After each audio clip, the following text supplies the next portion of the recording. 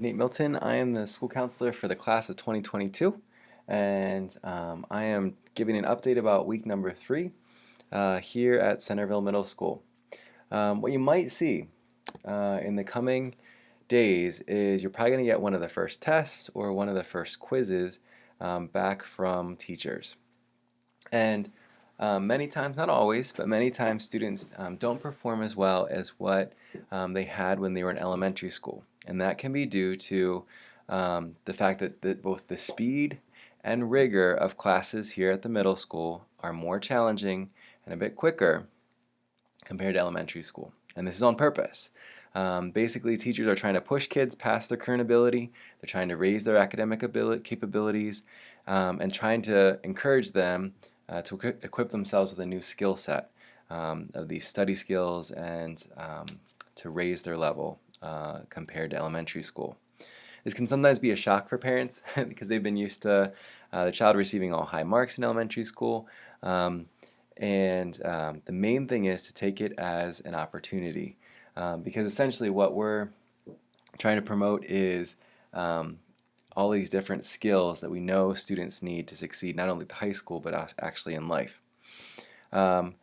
So some conversations that I've had with students just in my interactions so far, in my student group check-ins, some are saying, "Oh, middle school's easy. I don't have to study. I never study," and that definitely will not fly here at the middle school. They're going to have to find some time to study outside of class, to complete their homework, regularly complete homework because they'll definitely have it. So I want to give you a couple ways that you can help your child succeed. So the first off is encourage students to ask questions. This is a vital skill in middle school.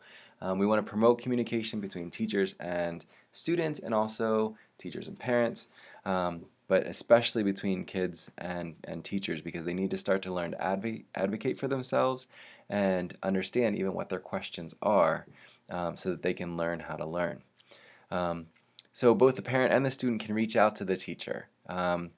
Maybe clarify what the student is doing in class. Are they taking notes? Are they focusing their attention on the teacher? Are they engaged during class?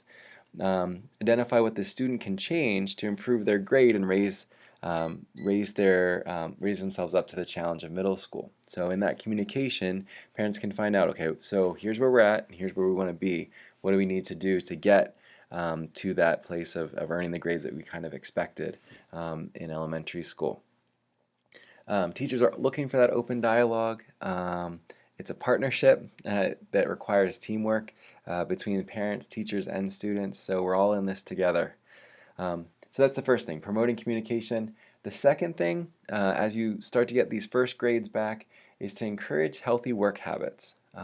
Students regularly need to be reviewing material from classes. As they come home, maybe just look through their notes, identify what they learned, what they need to review, what they're missing. That's a healthy habit. The more times that they repeat reviewing the material, the more it's going to stick in their heads for when they go back for the test or quizzes. Another thing I'd really encourage, and I'm not seeing all students do this, in fact many who aren't, is keeping a planner so that they can keep record of work assignments. So whenever a teacher says this is due on such and such date, the students should be writing that in a planner. They can use, some students use this on the iPad, some students use the old paper copy, but whatever it works for them, they need to find some type of method. And it could be a bit of trial and error. So those are just a couple hints. I'm going to be updating a few study strategies that students can be using in the coming weeks as they transition into the more rigorous curriculum here in the middle school. One last thing I want to note, I had some comments from parents, some questions about technology.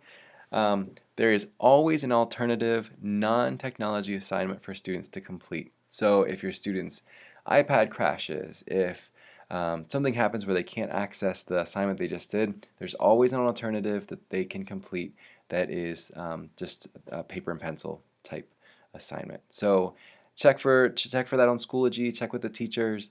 There are other alternatives. Thanks so much, and I hope you have a great week.